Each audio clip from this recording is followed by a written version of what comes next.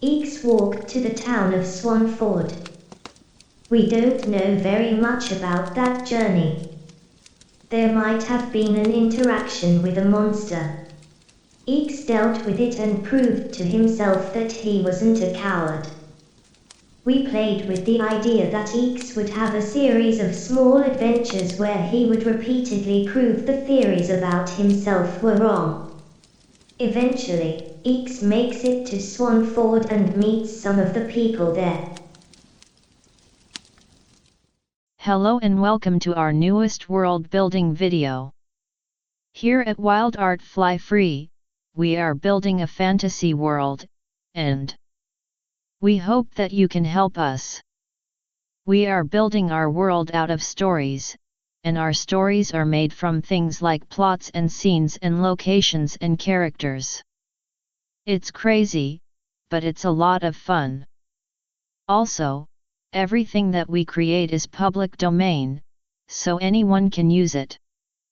No worries. So, if you have half an hour, why don't you sit back and see what we are about? Also, please know that we are always interested in your ideas, so if you have any ideas to share, please feel free. Thank you.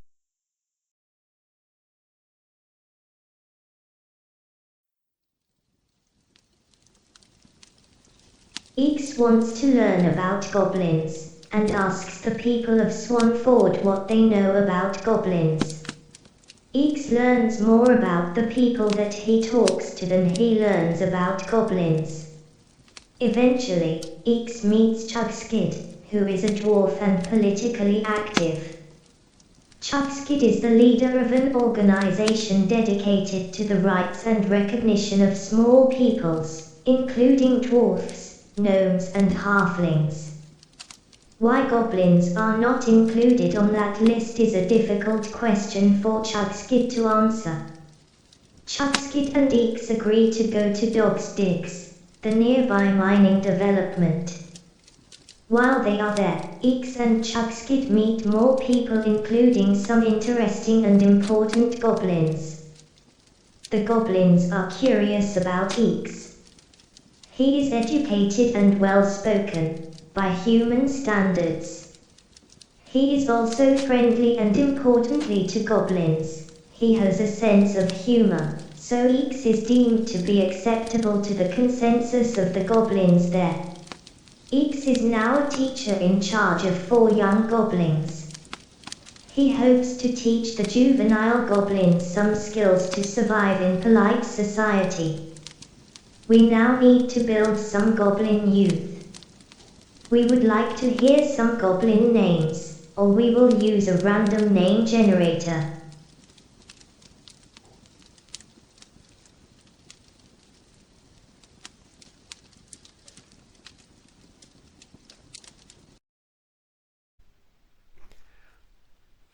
We have some other notes. Dog's Digs has juvenile goblins, something we were playing with earlier, so we're going to include them.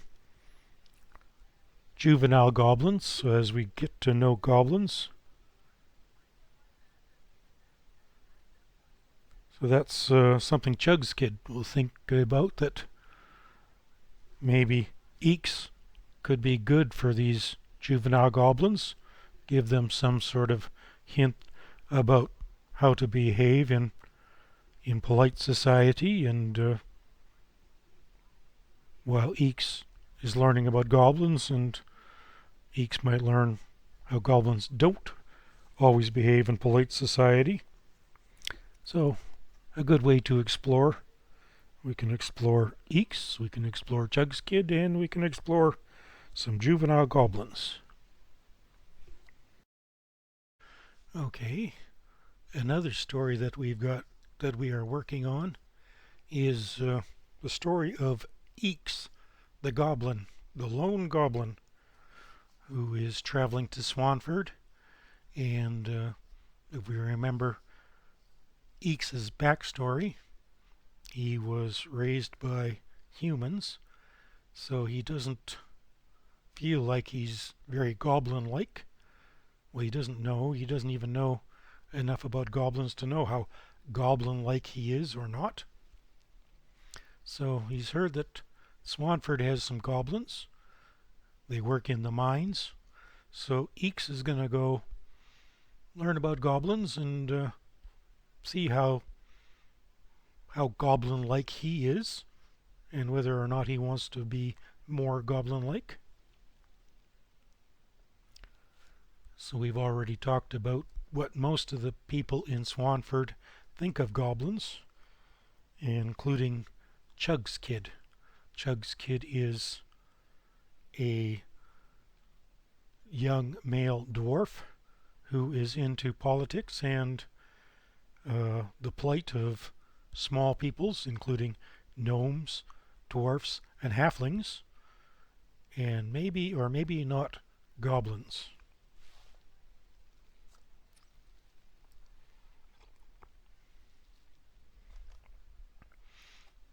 So this might be a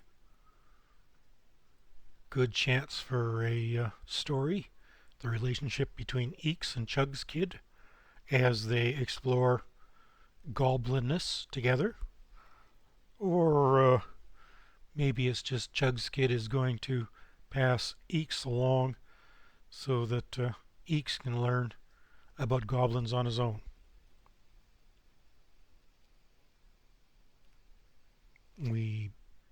Eeks is going to go to Dog's Digs, which is the mining area, and there are places for people to live, including goblins, above ground and below ground in the Dog's Digs area. Mining camps was the word I was trying to think of. So we're going to find some goblins in the mining camps around Dog's Digs, and it will be a chance for Eeks to get to know some actual goblins and maybe Chug's kid as well to interact with them. So we can think about, well, filling this out some more as we learn more about goblins. What are goblin politics? How do goblins feel as a group, especially about other small peoples like the dwarfs, halflings, and gnomes? How do they feel about the taller people, the humans and the elves who tend to own everything? Or do goblins even care? What are goblins about? We're still playing with that question.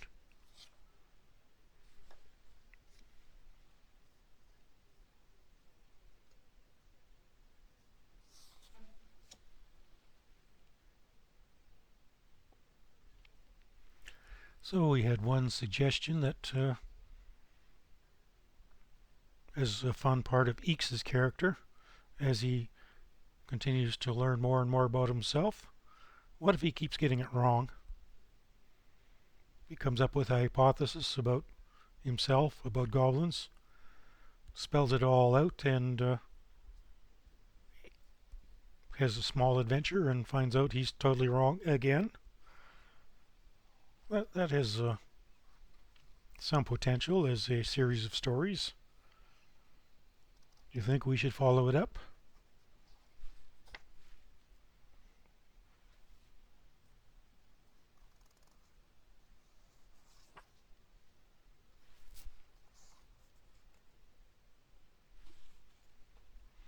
So what else should we think about Eeks in goblins? We have some goblins partially created that we'd like to play with, some goblin youths. And so that might be something that Eeks can come to, meeting up with some goblin youths, and perhaps Eeks could be a teacher or an instructor to these guys to, he's going to sound very sophisticated and intelligent to goblins with his educated human upbringing, and that might appeal to some of the goblin leaders. We still want, our goblins to be goblins, but it could be that goblins, might be better off if they had some education. It's something to play with for sure. So that's something that we, as story writers, world builders, can play with, right? Should Eeks put together a school or be a mentor to goblin youths? Okay, that's something else to think about.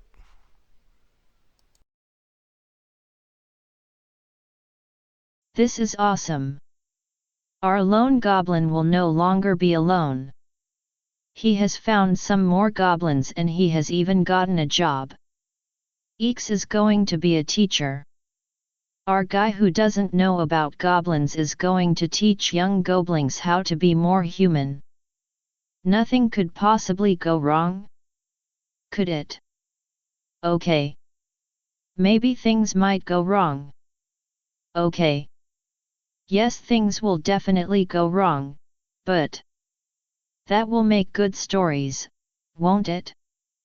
Well, I think it will be fun, so now we need some goblins for Eeks to teach. We will start with 4 very rough ideas of who a goblin youth might be. Then we will wait a while so that lots of people can offer more ideas. Well, okay. Our first goblin youth will be a goblin boy. We will call him P, until someone suggests a good name. Okay, P is fiery and charismatic. He is a guy who is constantly looking for opportunities to prove himself at just about anything that he can think of.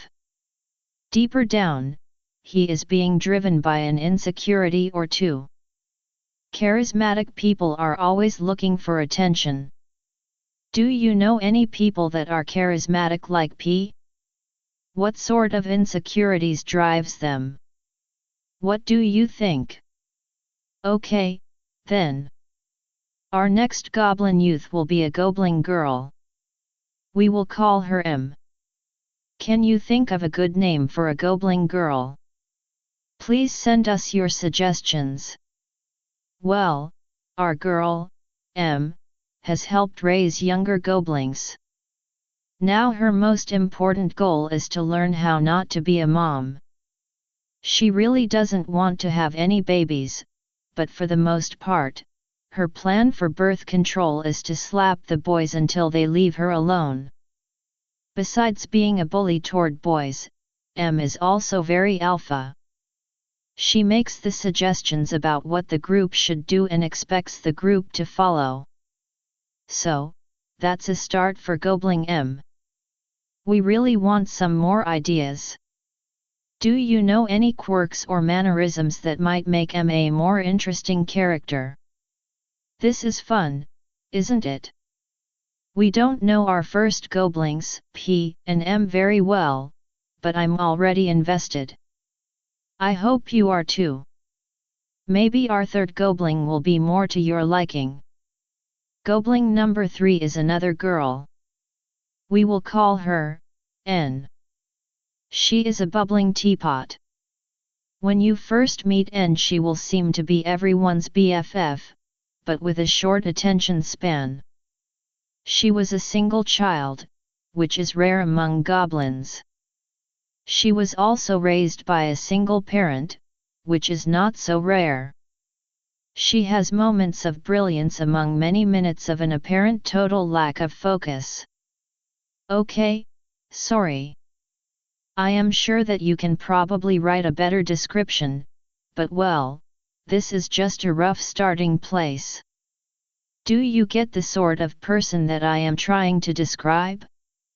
Or maybe better?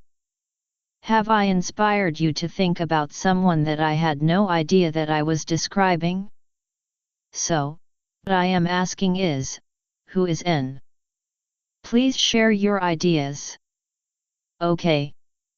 Now, our last goblin for this video. He is a boy that we will call Q. He is tall for a goblin youth and athletic.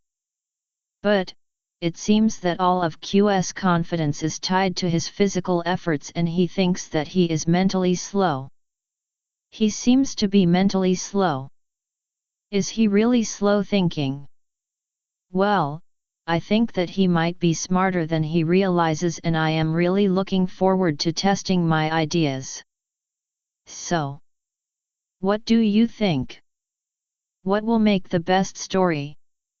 Maybe it might be fun to hint that Q is actually smart until everyone believes it, just to find out that he is as slow-witted as he has already known. Would that be a good story? We can't all be good at everything, so maybe being the physical one should be good enough for Q. What do you think about Q? What sort of interactions can you imagine between our 4 new characters? What will it be like for Eeks to teach these guys? I hope that you are as excited as I am to see how this works out. We all really hope that you will help us figure out where our story should go from here. Say hi in the suggestions, drop us a name or 2. Whatever you can think of, and remember, nothing is too crazy. Okay, so Turtle has been building some virtual models. We use the free, open source software named Blender. Turtle has been working very hard to build us some goblin youths, what we call goblings. He has now built 4 guys that we are showing in the video. We can pose these guys and animate them. Please have a look and tell us what you think. Do you get frustrated when people make a movie based on a book that you like? The characters in the movie never match the characters that you had built in your head, do they? So then, how do you feel about our representation of goblins? Our wild art fly free has been slithering into existence for centuries, or at least for weeks. We have developed a bit of a style. When we were learning to build Blender models, we developed a rule. Our rule states that eyeballs are easy and elbows are hard. Our eyeballs are all very much alike and we don't make elbows. You might notice some similarity between the video and some of the illustrations we have used earlier. We build our people and animals as sort of like wooden puppets. The body parts are individual blobs. We do deform the heads to show different facial expressions, though. We can explain this easily. When we build our virtual models, we carve our puppet heads out of magical wood. The first goblin that we focus on will be the one with bluish skin and some greenish features such as ears and eyelids and eyebrows. Miss Blue has a patch of dark hair that sprouts from the top of her head. Her clothes aren't really very inspired, are they? What sort of outfit might suit her better? Should she carry a distinctive item or a weapon? How about a piece of characteristic jewelry? Next we have a guy with green skin and brown leather. He has some hair in a bit of a mohawk, but not as much hair as the girl. Can you tell the physical difference between a girl goblin and a boy goblin? Should we make the boy's jaws stronger or his shoulders broader? What sort of distinctive props could this guy have, besides the leather? Do you think that goblin guys are more likely to carry a weapon? Would goblins keep weapons hidden, or would they be kept in view to intimidate? Our second girl has the same green skin as leather guy, but she is wearing a dress of some sort made from scraps of cloth. It's actually denim if you dare to look close enough.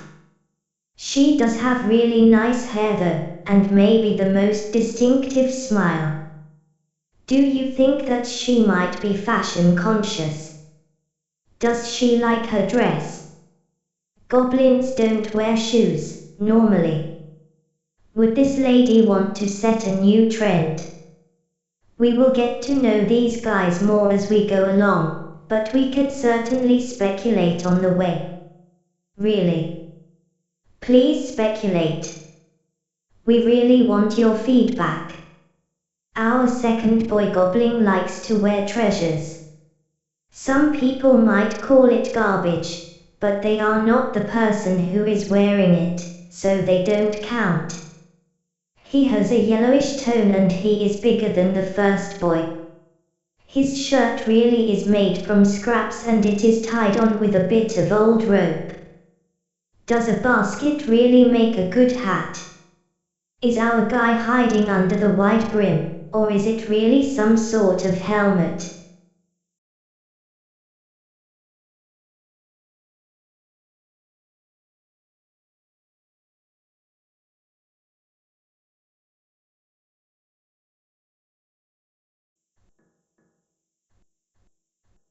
We are Wild Art Fly Free. And we really are all about creativity. We are still getting started, that is, while we are putting out this video. We are just getting started. We know that we can do better, but of course, that's what the future is for, isn't it? A place to do better. We don't know when you are watching this video. Maybe we have just released it and Bunny and Turtle are still working on the next one, or maybe this is all ancient history. Either way, leave a like so you can see more videos like this one. Please tell us what you think. Add a comment below. Be kind if you can, but if we can do better, please tell us how. Criticism isn't totally fun, but it does allow us to see things that we haven't seen before. Or maybe we can help you. What sort of problems are you having with your creative projects? Do you brainstorm? Do you have ideas about brainstorming? We like new ideas and we will take your suggestions and comments into consideration for future videos. And please leave a like. If you want to see more, hopefully better videos, just take a moment to press the like button. Thanks. See you later. We hope.